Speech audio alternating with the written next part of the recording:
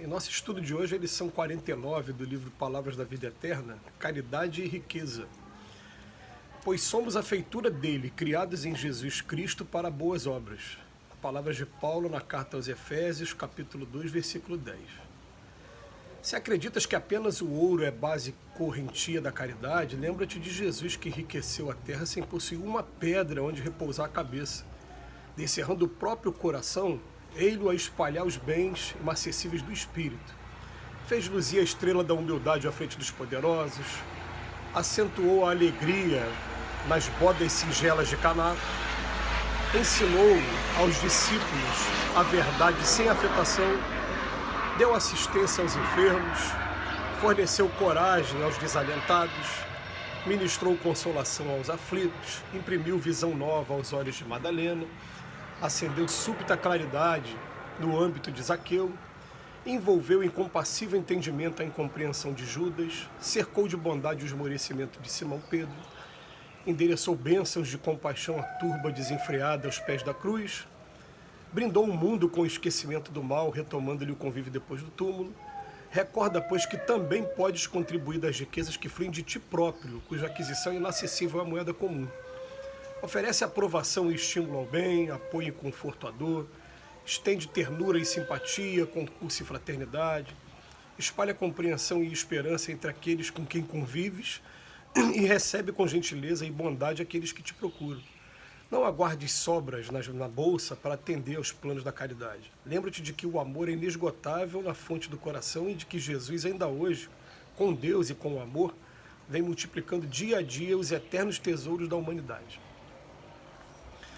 É interessante quando a gente começa a fazer um estudo da doutrina espírita, você vai encontrar no Evangelho segundo o Espiritismo referência à caridade material e à caridade moral.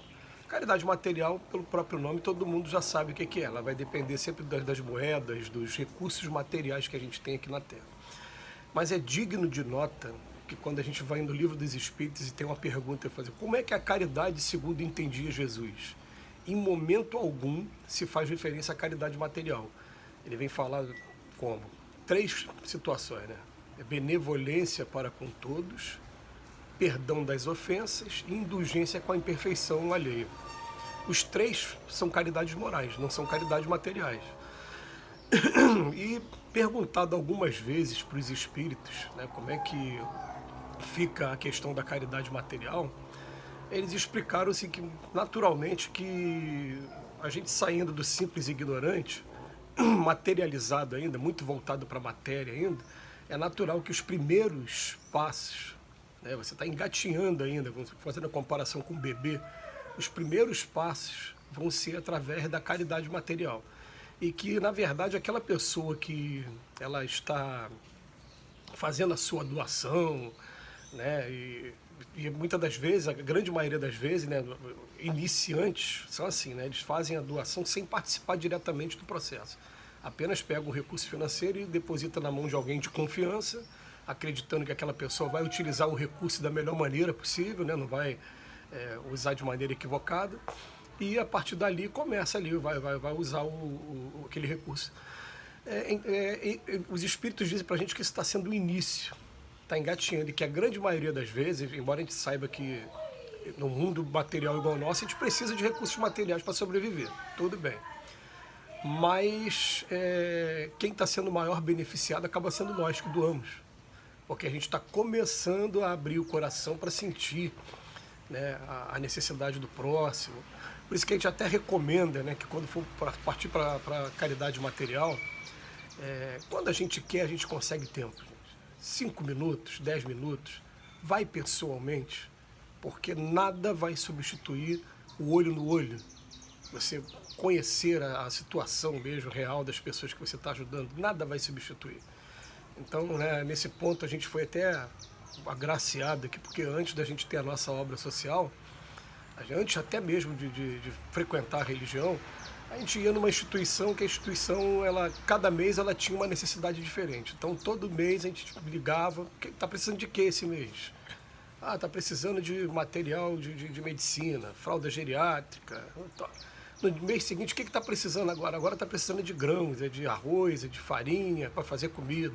e cada mês a doação era diferente, mas essa instituição em particular que eu estou me referindo aqui agora, ela atendia tanto a idosos como a crianças. Então a gente sempre tinha aquele momento de comprar bombom, né, para levar para as crianças, e quando chegava lá era uma farra. Vinha aquelas criancinhas com mãozinha suja de brincar mesmo, você já ia preparado para isso mesmo, pulava em cima da gente, e vinha, era uma coisa muito gostosa. Então, eu falo assim, com toda certeza do que eu estou falando, nada troca a experiência pessoal. Vai ter contato mesmo direto com essas pessoas. Mas quando chega no campo da caridade, o que ele vem falar aqui para a gente, né? Jesus o tempo todo foi caridade moral. Algum momento teve caridade material, a gente pode até dizer que teve quando transformou a água em vinho nas bodas, como diz aqui até na lição, quando fez o milagre da multiplicação dos pães e dos peixes para poder alimentar aquelas pessoas, embora, né, a gente tenha interpretações diversas sobre essa passagem, tem gente que acha que nem teve alimentação física de todo mundo, foi só alimentação mesmo moral, mesmo o magnetismo do Cristo, mas enfim, pode levar para o lado material. Mas a caridade, segundo Jesus, ela é toda moral, ela é toda na beneficência para todos, benevolência para com todos. O que é a benevolência para com todos? Se a gente tiver um dedinho que seja de preconceito contra o próximo, qualquer que seja o próximo, é porque ele mora na favela, é porque ele é negro, ele é branco, ele é amarelo, ele é vermelho, é porque ele é gay, ele é lésbica, é bissexual, sei lá o que seja. É porque qualquer preconceito que a gente tenha, a gente está faltando com a caridade, porque a caridade, segundo entendia Jesus, é benevolência para com todos. E a gente pode até estender aqui, né, gente? Até a falta de caridade com aquelas pessoas que pensam politicamente diferente da gente, que têm times de futebol diferente da gente. Essas coisas da rivalidade, né? Isso, a caridade, segundo entendia Jesus, é benevolência para com todos. Perdão das ofensas, por isso que Emmanuel faz a questão aqui de trazer principalmente para a gente, né, o momento, né, com Judas, envolveu com compassivo entendimento a incompreensão de Judas, e depois também cercou de bondade o esmorecimento de Simão Pedro quando negou 3 vezes.